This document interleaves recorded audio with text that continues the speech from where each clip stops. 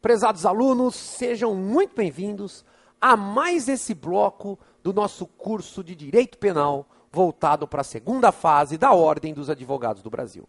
Nosso tema de hoje é a apelação. Fica tranquilo que no momento oportuno eu faço de novo a linha do tempo, reviso peça por peça que nós já estudamos, tá? Porque honestamente, agora, se for para falar quantas peças que a gente já fez, eu nem sei mais, fiz um monte de peça, tá?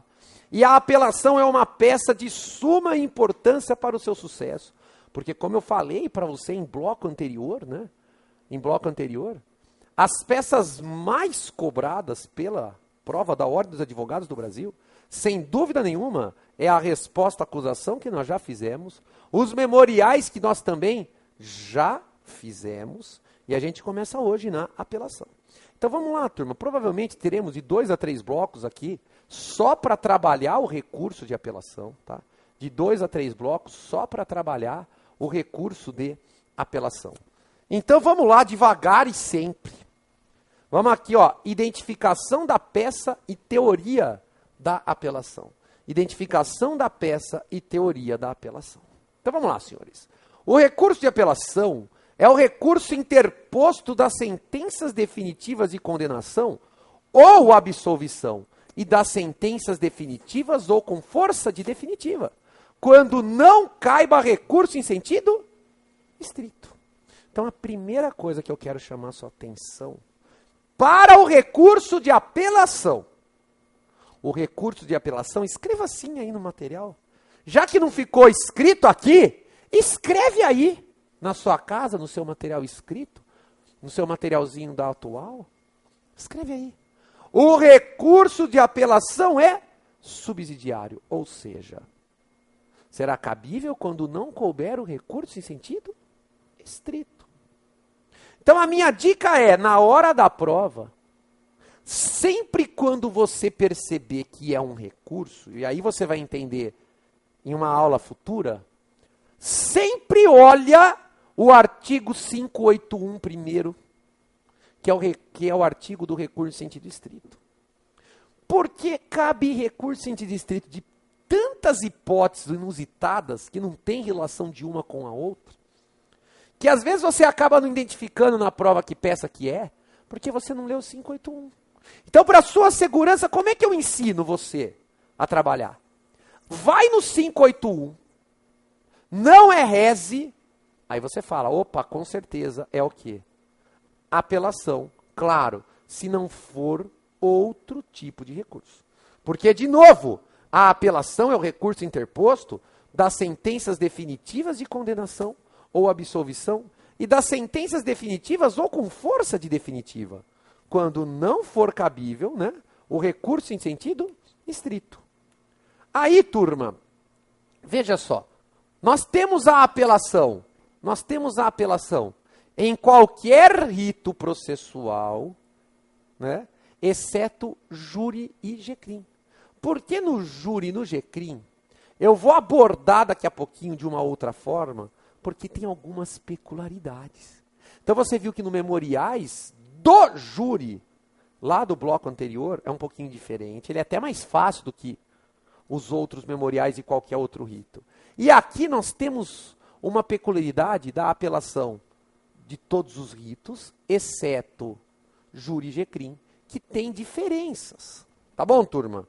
Então, lá no final da aula de apelação, eu vou aprofundar na apelação do júri e vou aprofundar na apelação do G-CRIM, te mostrando a diferença. Então, acompanha comigo aqui, ó. Atenção!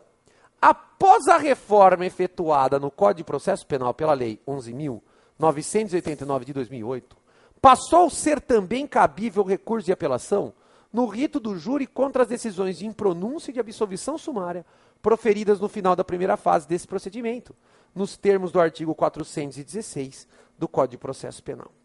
Professor, não entendi nada, então eu vou abrir a lousa branca. Você sabe que o procedimento do júri, ele é um procedimento escalonado. Então, no júri, você tem 2 fases. Para alguns autores, como, por exemplo, Guilherme de Souza Nutti, chega até 3, mas vamos de acordo com a doutrina majoritária, doutrina mais aceita nas provas e concursos públicos, que o rito do júri ele é escalonado. Você tem duas fases. Você tem a fase, né, que fica com o juiz monocrático apenas, que é aquela fase em que o juiz decide se o réu vai ou não vai ao plenário do júri. E aí a segunda fase, que é a fase do plenário do júri, que é o que eu brinco com os meus alunos, que é o circo, que é onde se colocam aquelas becas, né, turma? Tem o conselho de sentença, que são os 7 jurados populares, e assim sucessivamente. Mas você viu lá na aula de memoriais, que como que termina a primeira fase do júri? Com 4 possibilidades. As 4 possibilidades eram sentença de pronúncia, lá do artigo 413 do Código de Processo Penal, sentença de impronúncia, lá do artigo 414 do Código de Processo Penal, sentença de absolvição sumária, lá do artigo 415 do Código de Processo Penal, e sentença de desclassificação, lá do artigo 419 do Código de Processo Penal. Quando se julga a segunda fase do júri, é diferente. Porque a decisão do juiz vai ser o quê? Ou condenatória, ou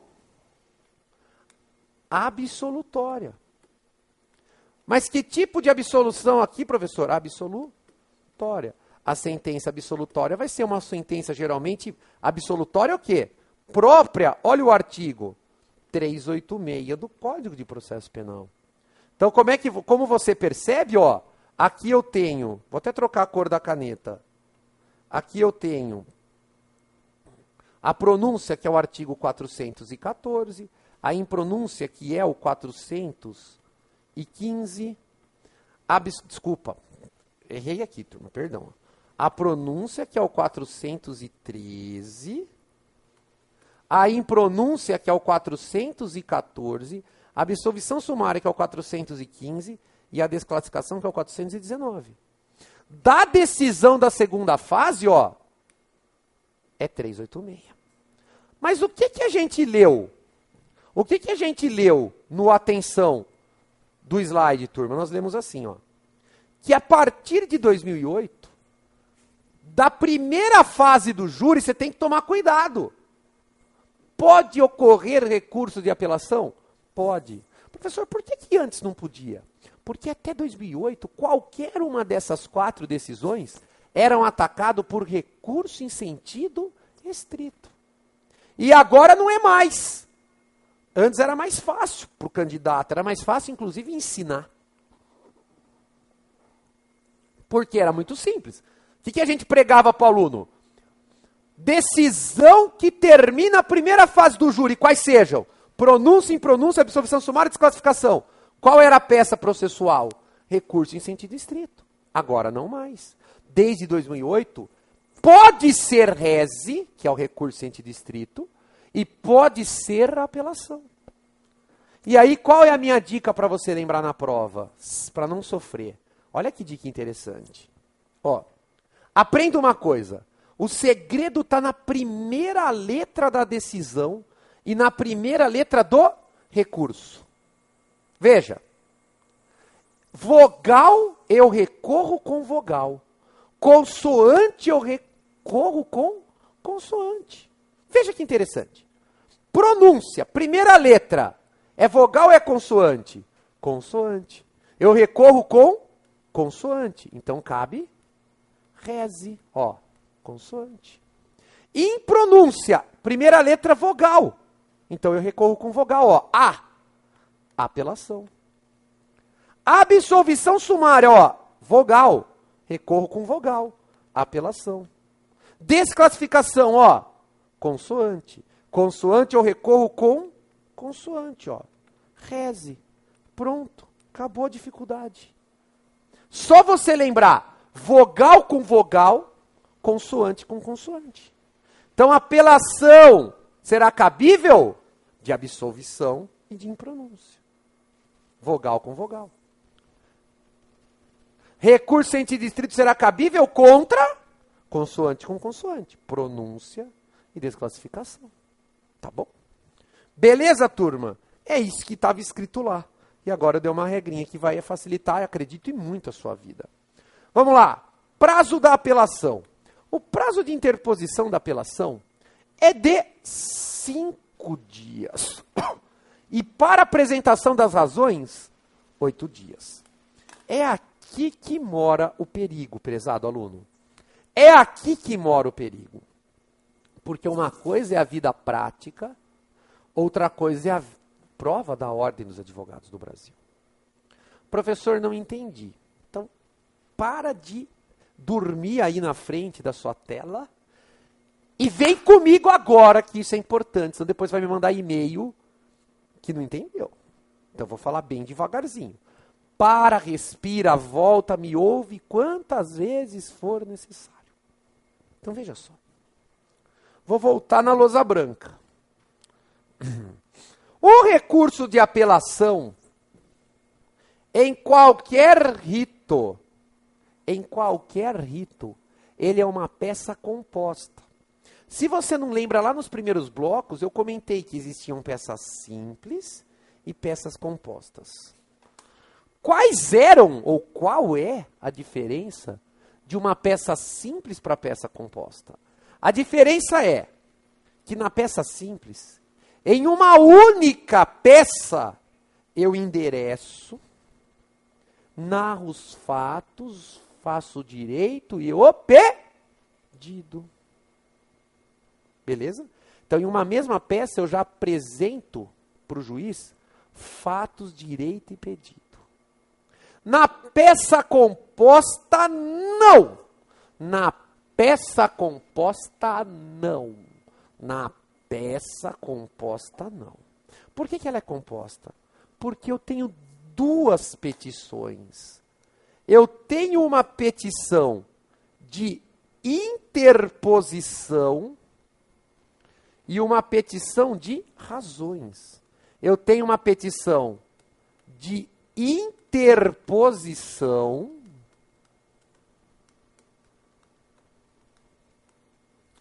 e tenho uma petição de razões. Ou, se eu estiver pelo recorrido, contra razões. Professor, não entendi.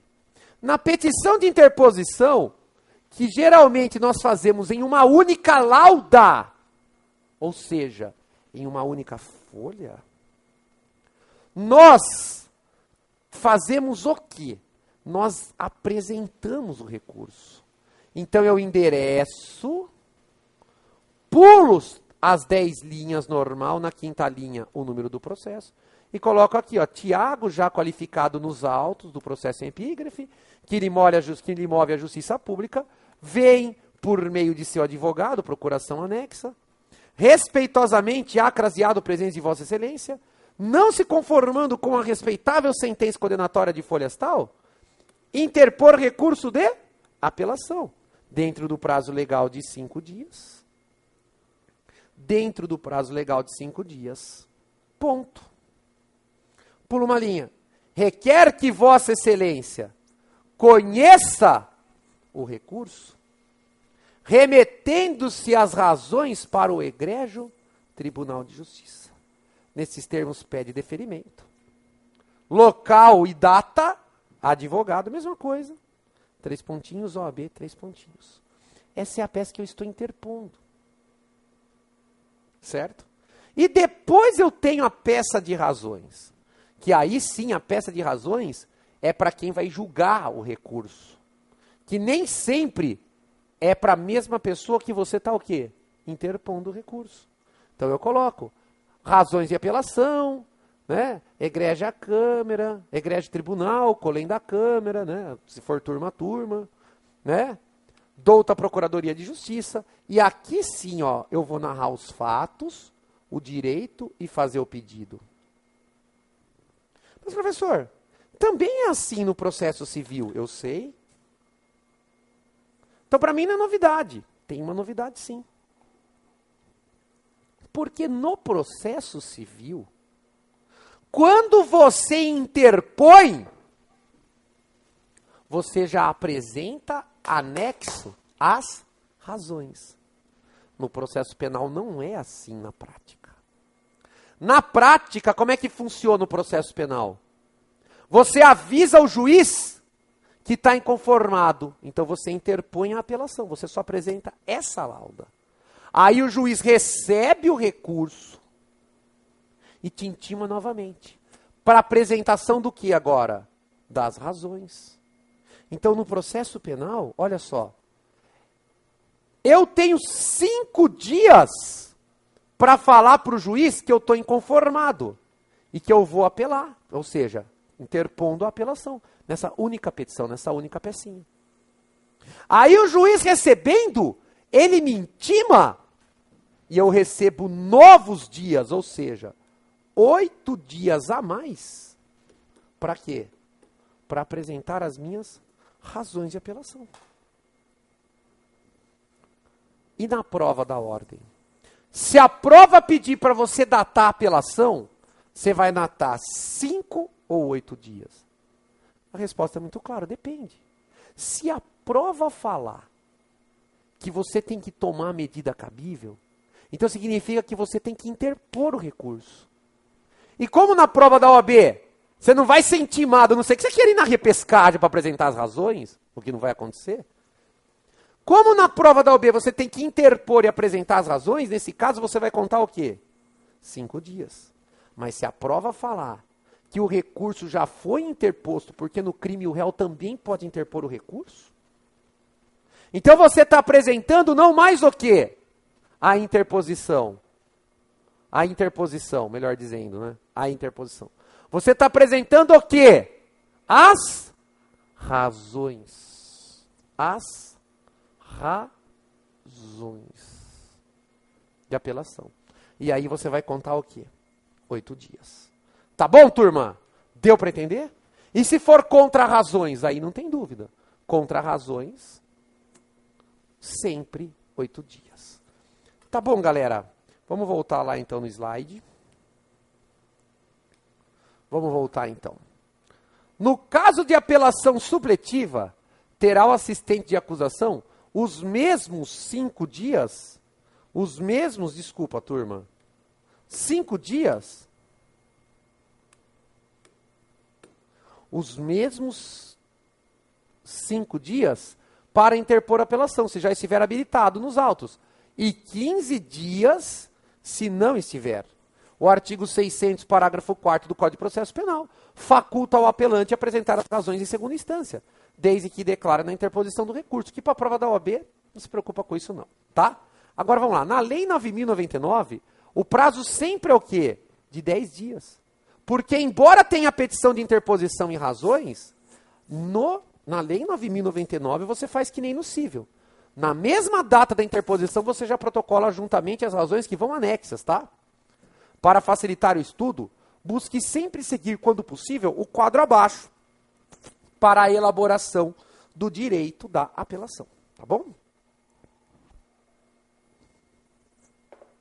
Então agora, superada as partes formais da apelação, o que nos resta? Nos resta analisar a parte do direito da peça. Turma, a apelação basicamente, em qualquer rito, e de novo, exceto o júri, é a mesma coisa dos memoriais. Professor, não entendi. Quem faz memoriais também faz apelação. Só muda o nome.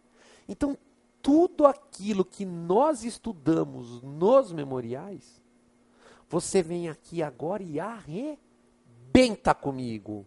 Veja, turma, como é que vai funcionar o direito? Em primeiro lugar, eu vou arguir as preliminares, naquela mesma ordem, ó. Em primeiro lugar, deixa eu pegar uma caneta marca-texto agora de amarelo, ó. Em primeiro lugar, o que eu vou alegar? As questões prejudiciais, ou seja, o artigo 90, 92, 93, se houver. E depois eu vou procurar o artigo 95, que são as exceções processuais. E depois vou procurar as nulidades em geral lá do artigo 564. Todos do Código de Processo Penal. Depois eu vou olhar o artigo 89 da Lei 9.099 de 95, ou seja, o sursi processual. Depois eu vou olhar as provas ilícitas, que é o artigo 157 do CPP. E por último, o 107 do Código Penal, que são as causas extintivas da punibilidade. Mudou alguma coisa? Não. Então, se você começou a decorar e entender as cores aí, vermelha e amarela, acabou o problema, né, turma? Estamos bem próximo da vitória, você pode ter certeza. Agora vamos à parte meritória. A parte meritória, nós vamos buscar a absolvição do réu, desde que seja qualquer rito, exceto júri, no artigo 386 e respectivos incisos. Então é a mesma coisa. E os pedidos subsidiários?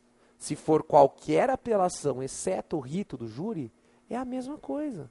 Qual é a mesma coisa? Em primeiro lugar, eu vou tentar derrubar o quê? As qualificadoras agravantes e as causas de aumento de pena. Não vou explicar tudo de novo, porque a gente perdeu vários blocos em memoriais. Né, turma? Buscar, quando possível, a desclassificação do crime imputado ao réu para crime menos grave. O reconhecimento de atenuantes e causas de diminuição de pena. Lembrar que se ocorrer a desclassificação, sempre lembrar, se não dá para aplicar o artigo 89 da Lei 9.099 em cima desse novo crime, desse que foi desclassificado.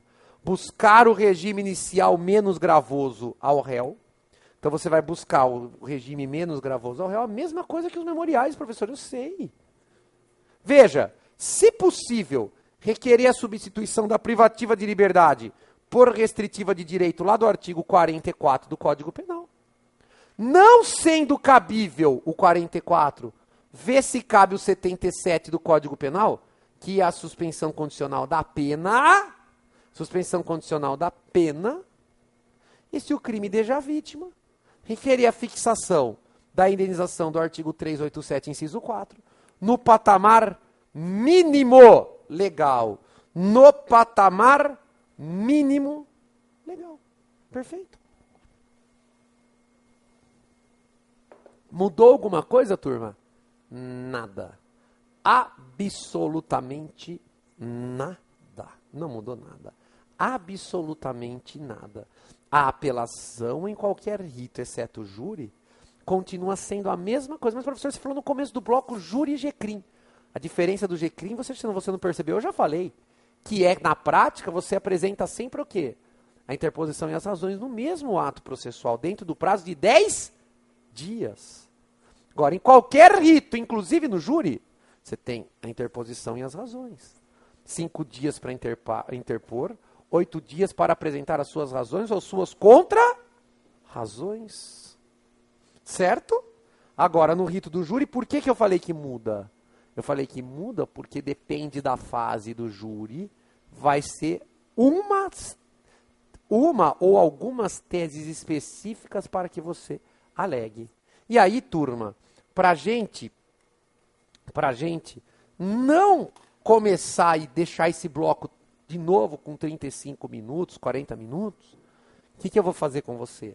Vou parar a aula aqui, e eu volto na próxima aula falando da apelação no júri na primeira e segunda fase. E ainda na próxima aula, eu espero já o quê? Fazer o exercício de fixação da apelação e bola pra frente. Que lá vem gente. Tá bom, turma? Deixo aqui o meu não desista. Eu sei que nessa altura do curso você já está cansado, você está nervoso, você está preocupado. Mas, turma, vamos lá, me manda essas peças para corrigir de acordo com o seu material escrito aí, que eu falo, essa peça é para entrega. Tenta fazer essas peças que eu estou fazendo em aula oralmente, sozinho depois, sem olhar, sem ver a aula.